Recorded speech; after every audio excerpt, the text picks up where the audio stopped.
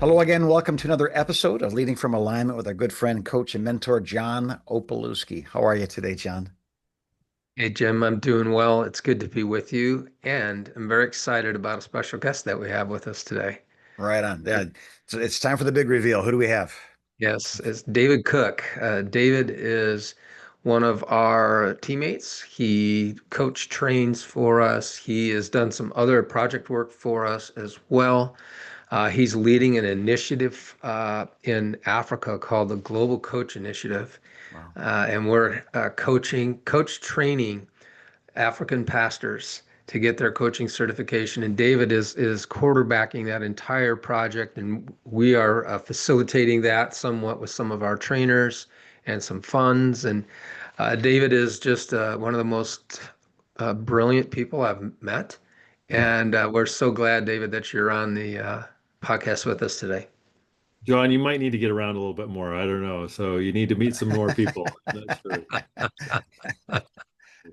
So, David, whenever we have a guest on, we always like to hear how they came to Jesus Mhm. because we just enjoy hearing that story Yeah. over and over again. So, could you give us just a, I don't know, brief Yeah. history of how you found Christ and all of the things that surrounded that? Yeah. So I grew up in a very small town in Eastern Oregon, right on the Idaho border. We could see Idaho out our front window across the Snake River, and town of 500 people. And I grew up in a Methodist church. That was where my parents went. So there were between 10 and 40 people in this church. Just depended. There was a shared pastor. We didn't have somebody who was full time because we were too small. And that was my spiritual roots. And my parents did a great job of providing a faith background or a religious background. But there wasn't really a practice faith. We didn't pray at dinner or that type of thing, but there was a religious background and that foundation.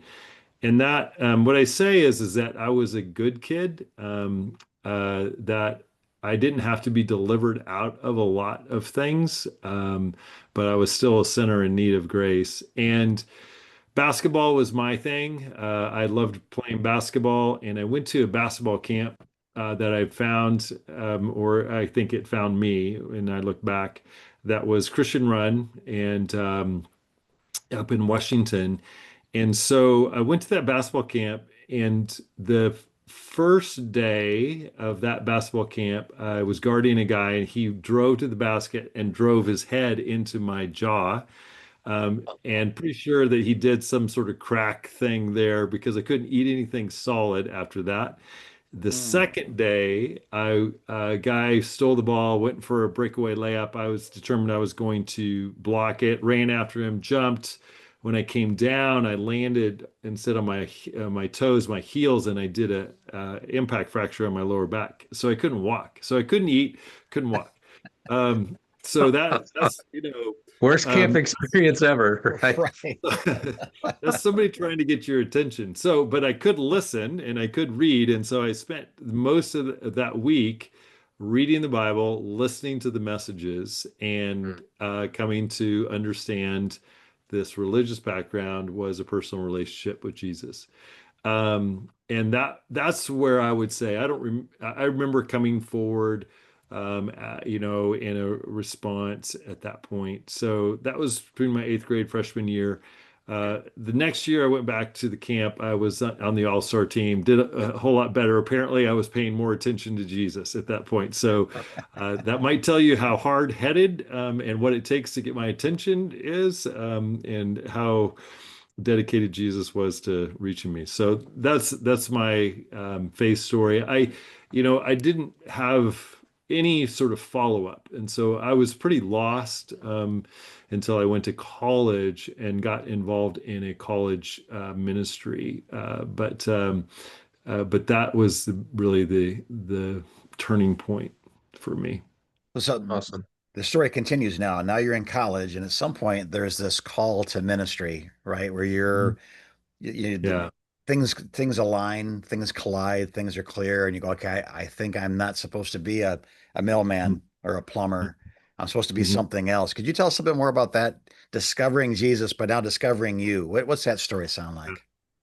Yeah, I started out in engineering, pre-engineering, and because I'm from a family of engineers, Yeah. and that was where money was made within engineers as well. Good job market, and ended up being at actually a Southern Oregon State College in Southern Oregon for 2 years, and then transferring to Oregon State. And at that point, I was like, nah, I am not an engineer, and and so grace of God, I ended up in the business program, but I was actually on academic probation at that point. So, John, I'm going to argue against your point about the smartest person. I think I was like at a 1.6 GPA or some crazy thing because I was not doing well in school thing. Uh, but I saw a an advertisement for an exchange program to Australia, Sydney, Australia, New South Wales Institute of Technology. I thought, I've always wanted to study overseas. So here's a guy with a 1.6 GPA applying to go to an exchange program, and I got accepted. So there, Mm. again, another grace. And at that point, there weren't cell phones, no internet. When you went overseas, you were writing, letters on toilet paper, Right. to keep the weight down. And you understand this, Jim and Yeah. John. The old airmail So, paper. so the thing is, I knew I could be anybody I wanted to be, and nobody would know, right? And and the second thing was, I wanted to know, was my faith built on my familiar church and friends and family, or was it really built on Jesus? And so I went and and spent a year there, and it was one of the hardest years. But God humbled me, and then in October of 1985, at a conference, I got a very powerful, very distinct call to ministry, which has been an anchor for me. Right. Um, and to when things have been hard, to sort of say, no, this is what God has for me. This is where God has me. So. Mm. Love it. Love the story. It's cool the different ways God calls us and the places he where he issues that call. You were in Australia. That's pretty Yeah. cool. David, several weeks ago, you and I were working on a project together with a large denomination, and you had provided this little one-page blurb, and it really captured me. And this is really the genesis. I wanted to have you on the podcast because I I consider you a good friend, and I feel like you have a lot to say to pastors. But this little one pager really grabbed me, and the title of it was "What are the five people we need in our life?" Mm, And you just listed five types of people in our life that we need, and I assume the punchline to that we need in our life in order to flourish, mm, uh, to be the best version of ourselves. And I'd love for you just to unpack one at a time for us. And Jim and I will probably jump in and ask some yeah. questions along the way. What are those five people that every person, specifically every pastor, needs Hmm. in their life? Hmm. Yeah. Yeah. It really comes out of, I've had a long passion and heart for leaders, and for leaders being connected in intentional community. I think Satan's number one strategy for leaders is isolation. If he can Yes. get us alone, then he has got us. And there's a lot of things that move leaders to isolation. So, and that's part of my story. I'm sure you've shared part of your story within this of I Yes. was burnout, ended up in a parking lot of, the Kaiser Permanente of, that I was depressed, clinically depressed, one of the worst things of like, I need help. And leaders and pastors, everybody goes to them for help, but and they think they have to have all the answers. So that was the place I was in. So this has been just something that has evolved over time, of these five people as I've thought about it and my experiences in mentoring and coaching other leaders. Um, So you want me to just sort of start with the first Just start there with the and first one. Yeah, start with the top of the Yeah. list, and then we'll kind of jump in with after each one with maybe a question or a thought. yeah. Yeah, so the first one is what I call a soul friend. And um, there's sort of some different phrases with that. Sort of the first, iteration of this, and you saw it was a lover. Um, and that has a lot of sexual connotations within our culture. But I think if you think about David and Jonathan in the Bible, Yeah. of this just this deep friendship that was there, of this high commitment to one another, and this idea of being fully known and fully loved. And most of us believe that if you fully knew me, you wouldn't even like me, much less love me, Mhm. and you wouldn't want to be around me. If you knew what my thoughts were, if you knew what my struggles were, my challenges were. And so that idea of the soul friend really actually comes out of some expressions within Celtic Christianity, ancient Christianity, of this idea. And I think that they're rare. They're definitely a Yes. cultivated relationship, uh, but it really comes down to that, fully known, fully loved. Who I was with somebody here was talking about who knows the last 10%, right? Mhm. We share 90%, but who knows the last 10%?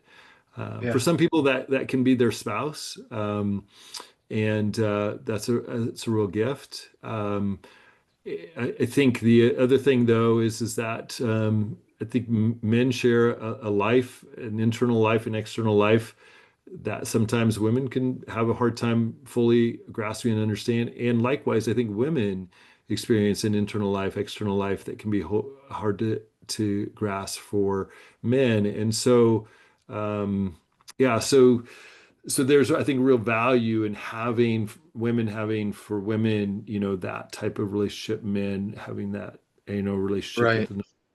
So, Yeah, and David, the way that I think we've characterized this thought in the past is having a friend of the same gender who basically knows everything about you and hmm loves you and is for you. And the thought there was, I think men get men, women get women. And not to say that we can't get each other, hmm but like I know when a man's lying to me, or I think I have radar for that, and better with men maybe than I do with females, and vice versa. I think there's kind of a certain line too in there. Like, if my wife said, "Oh, my best friend's this guy at work," as a husband, I think I'd be like, "Well, I was kind of hoping to have that role in your life, you know." But Yeah, maybe a family member I can see where, like maybe her brother they grew up together. Yeah, hmm I agree, guys. I think it's best. It's probably safest if you're pursuing this to look for somebody similar age, similar experience, similar gender, same gender. yeah, You agree, Yeah. David, with that? Yeah, absolutely. Obviously within, I think this goes beyond faith community, beyond, church world. A lot of people who are listening to this are within that. You have to be very careful and guarding, protecting your marriage, protecting what people are perceiving, the appearance of evil. So yeah, those that I think that there's real value of having strong, good, deep relationships across gender, because of those perspectives can really help us, particularly in leadership, that we need that. But we also have to acknowledge that we have to be careful. We have to guard within right. that Yeah. it can be And David, good. would you say that the this might be the hardest relationship for a pastor to establish out of the five that we're going to talk through? Mhm. That this might be the most rare occurrence for a leader? It is for sure, and so how I talk about leadership is if you think about leadership as a ladder, and at the bottom of the ladder, bottom rung is really wide. There's lots of people who are within that, and you just sort of think of Jethro's response of, hey, you need leaders of thousands, hundreds, fifties, and tens, right? So there's Yeah. lots of leaders of tens. But as you go up, there's less and less people who know your world and understand your world Hmm. as a leader. And so that happens as your church grows, as your influence grows, whatever. So as you go up that ladder, there's a greater sense of I need to protect and guard Yeah. myself. And I don't know people that I that will can know my world. And so that again, that isolation. So so we have to be really intentional around that. And so we know, Converge is working on these leadership communities and developing that. That's really Right. what that's about is finding people who understand our world, know our world, understand, and that we then choose to be vulnerable and honest with, but we've created an environment of trust where that can happen. But we're the other thing is as leaders get up that ladder is they get busy more and more busy. And Yeah. we sacrifice relationship for productivity, I think, oftentimes. Okay. So So Awesome. I think we get that one. And I think too, I'll just kind of throw a quick thought, and that is that this isn't somebody you get on Craigslist to find. This, I think you realize at one point, hey, this friend is actually a soul friend. Like this is we're Yeah. close enough now that I can actually trust this person with it. Now beyond that, there's a second one. What's the second friendship you're talking about here? Yeah. This one is I just titled a friend. Yeah. These are the people that we have shared experiences with. So I've got a group of guys. I live in the Sierra foothills, so in the Desolation Wilderness area is 30 minutes, 45 minutes away from us. And I've got a group of guys that we've backpacked in the Desolation Wilderness area for years. And so we have pictures, we have stories. Some of them we tell, some of them we don't. But there are these shared experiences that create those stories and that connection. And you can't develop those friendships without shared experience. And so it's really that, Mm. who are the people you share life with and share life with over time. And and oftentimes that soul friend is coming out of that group of Right. people because you still, you have those shared experiences. But yeah, it's really about the stories. Who do you tell stories about? I have a friend back in Chicago when I lived back in Chicago that I'm actually jealous of is that he has a group of guys who are now spread all over the United States, but they come together on an annual basis, on a yearly basis, for a retreat, and it's all based upon friendship. It's like they had, this experience early on. Their lives brought them to different places, but they said, "We're committed to this friendship, and we're going to sacrifice time, energy, money in order to create more experiences, more stories." So yeah, Yeah. that would be the second one. So David, about 5 years ago, no, it's longer than that, almost 8 years ago, Barna came out with a report. It was an extensive report. They interviewed 14,000 evangelical lead pastors. And it's an entire book about the results of that study. And one of the most compelling and actually discouraging statistics was that only 34% of lead pastors had a close friend.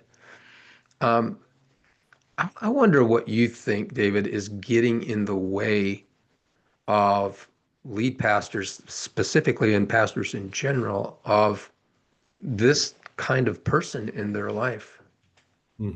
Yeah. I think there's a couple of things that come to my mind. One is humility and vulnerability of us as leaders, but also is the culture of the church such that it allows for friendship to happen. Because there's this sense of needing to perform. We have within, I think, particularly our Western church of that there's a lot of performance expected. And and an expectation of who we are going to be.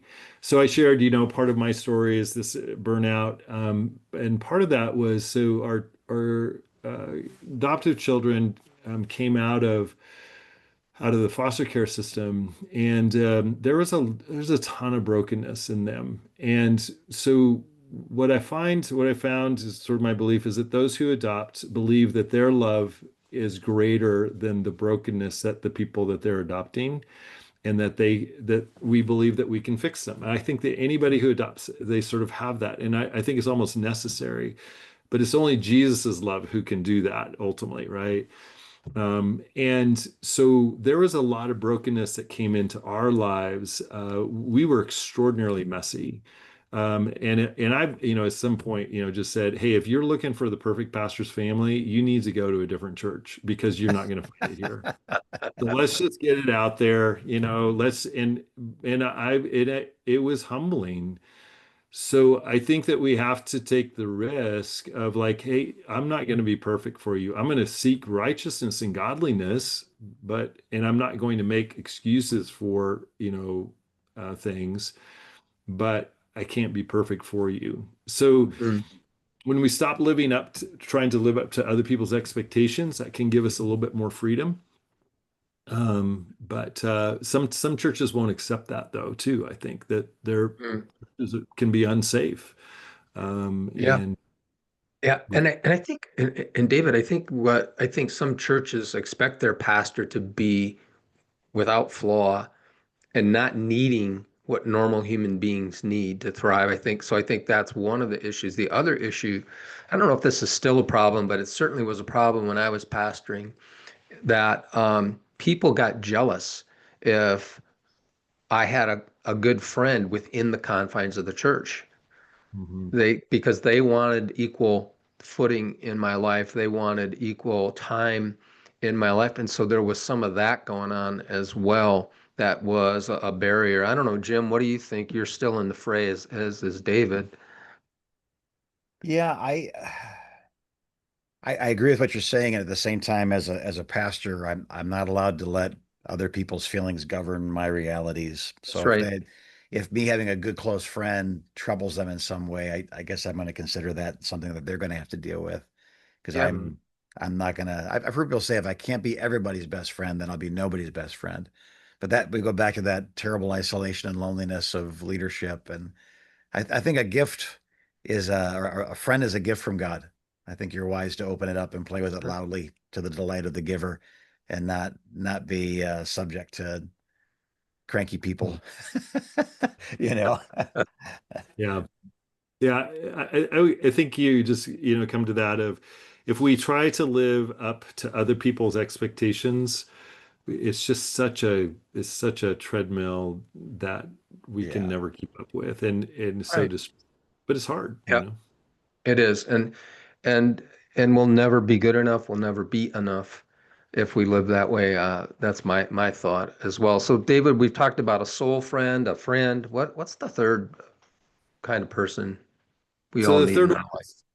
the third one is a coach. And so that word is thrown around a lot now. Everybody and anybody sort of can put their, that title on there. But really what I'm talking about is that who's asking the questions that need to be asked Hmm. in a way and in an environment that allows you to be honest with the answers. So I call it, I think coaching, a good coaching relationship is where a coach creates sacred space. And it's intentional that it's, a friendship is like, hey, we're going out, we're just going to talk about whatever, we're going to hike up into the mountains, whatever the conversation is.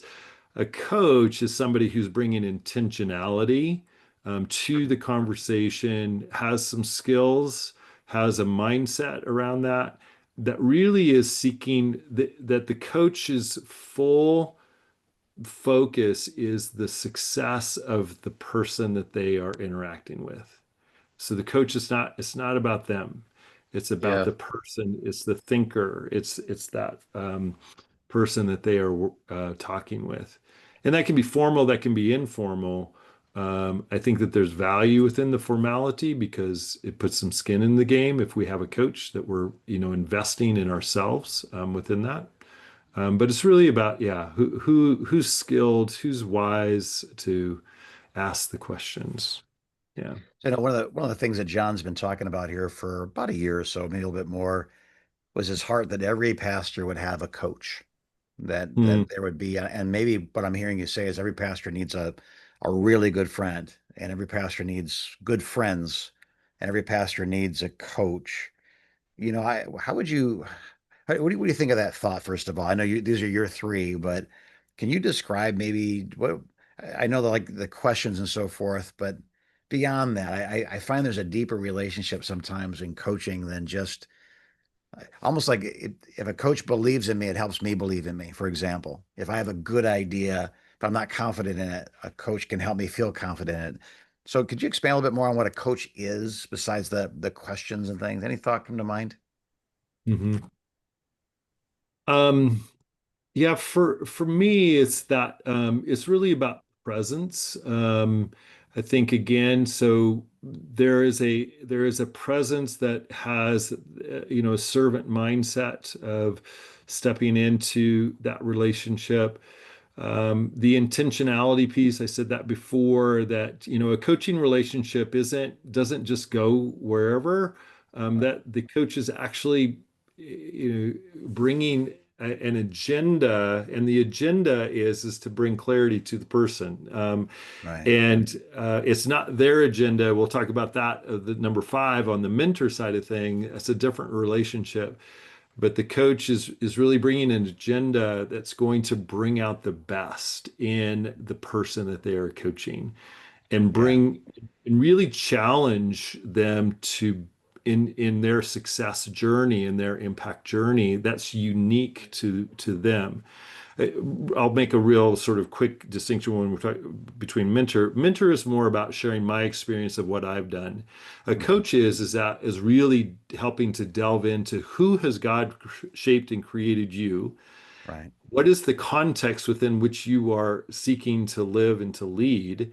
And then how are you uniquely going to express the kingdom of God in who you are, in the place you are, in the time you are?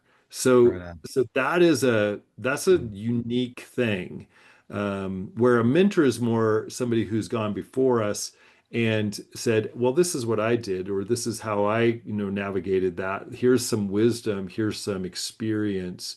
right. But it's more about the mentor than it really is about the person that other side. Yeah, I know we want to spend as much time as we can on each of these, and I hate to feel like we're running out of time, but number four, give us number four. Yeah, number four is a therapist. So when I talk about a therapist, this is what I talk about is that a therapist is someone who knows our secrets. Hmm.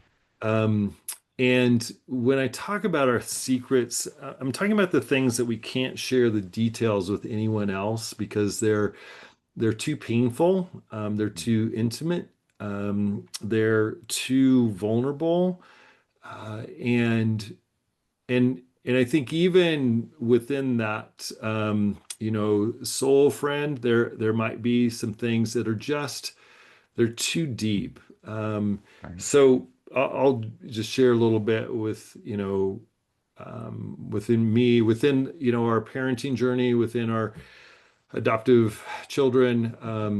There was a lot of challenges. Our son faced mental illness, and our life was crazy. And we needed outside. We needed somebody who could understand that world because most people just could not understand that world. I had to kick out two of my kids out of my home because it was unsafe. Um, that's a extraordinarily hard, painful thing.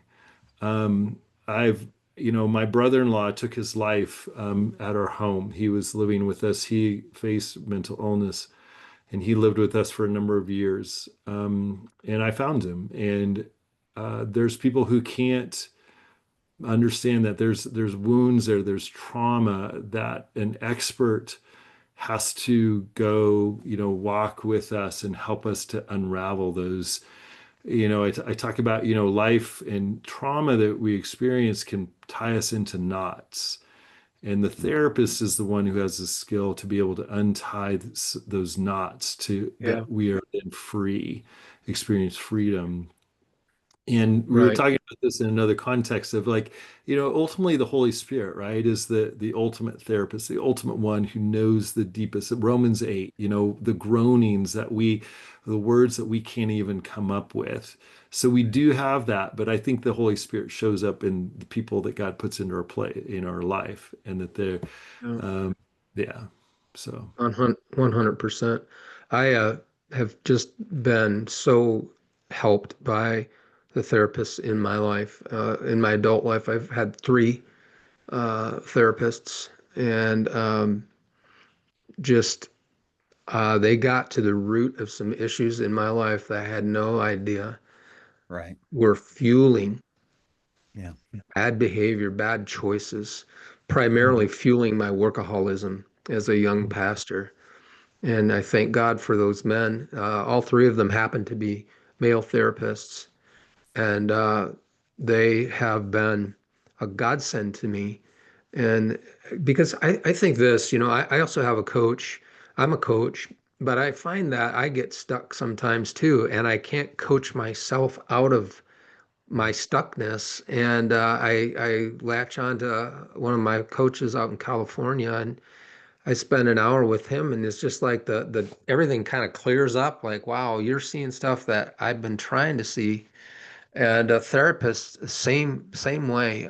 So I'm grateful for those two mhm. kinds of relationships in my own life. And Pastor, I'd just say this, and we're going to get to the last one here, a mentor in a minute. But if look, I believe that your life will be measurably better, and the lives of the people around you will be measurably better if you have a coach in your life on a regular basis and a counselor in your life on a seasonal basis, an as needed basis.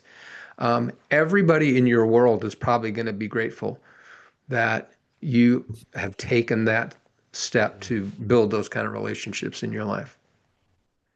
Yeah, there's a thing I teach a course in neuroscience of coaching, and one of the principles I teach in there is, and there's some neuroscience behind it, but the simple principle is called the pain principle.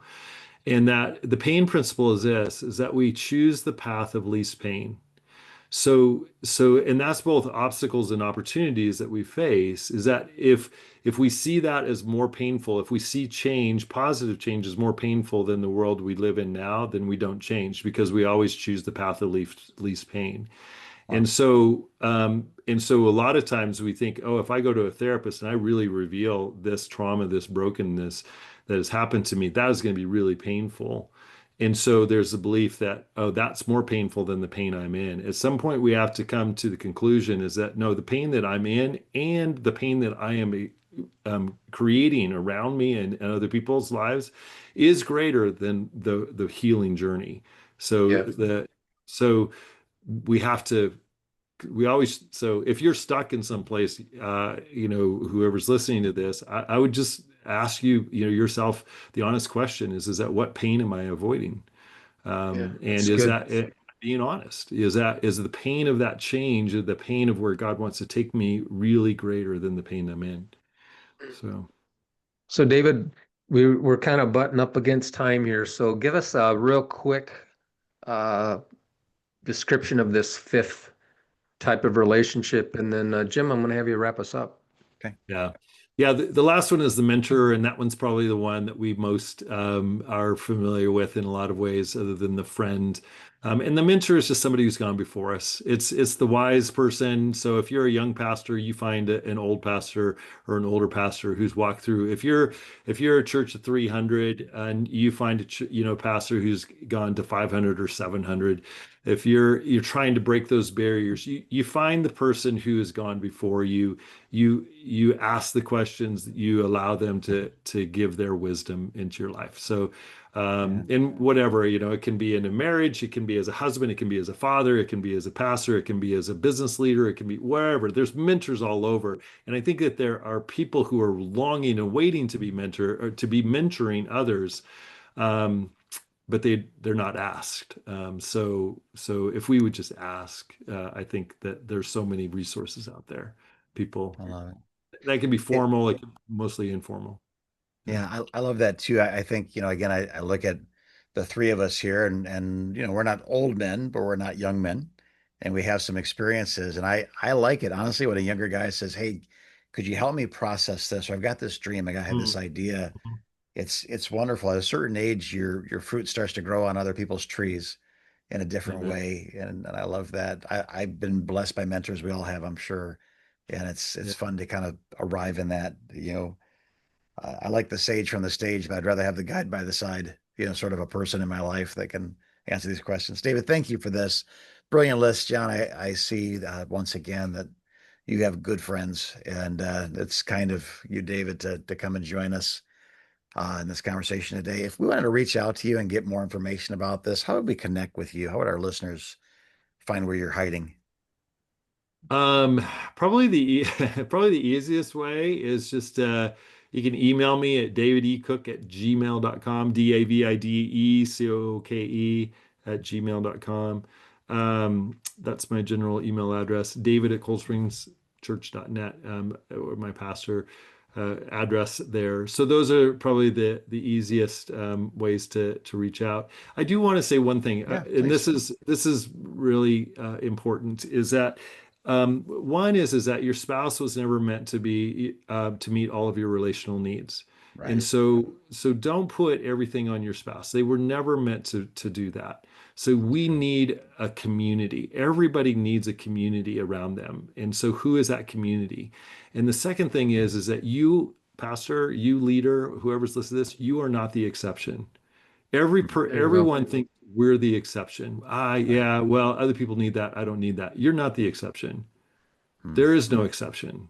You Yeah. need a community, and Mm. you have the power to choose of whether you're going to engage with that or not. It really does rest with you. So, yeah, it'll cost you, but you have the power to choose. Well, like the old muffler, Tuffy muffler commercial, you can pay me now or you can pay me later, right? It's going to cost you, but there's a cost of Amen. investment. There's a There cost is. of Yeah. repair from damage. And I hope people will Yeah, choose the cost of investment. don't be Thanks, David. short-sighted. Thanks, John. God bless you guys. Hey, as this drops on a Tuesday, I just want to remind you once again, if you're still in the ministry and it's Tuesday, that means you made it past Sunday and Monday. So you're doing all right. Hang in there. If we can help you in any way, convergecoach.com is waiting for a half hour conversation with you. And God bless you guys. We love you. Our listeners, men, women, leaders, mothers, fathers, pastors, mentors, tormentors, we're glad that you have joined us today. And we hope that you will understand how much we love you and are praying for you as you continue to lead from alignment.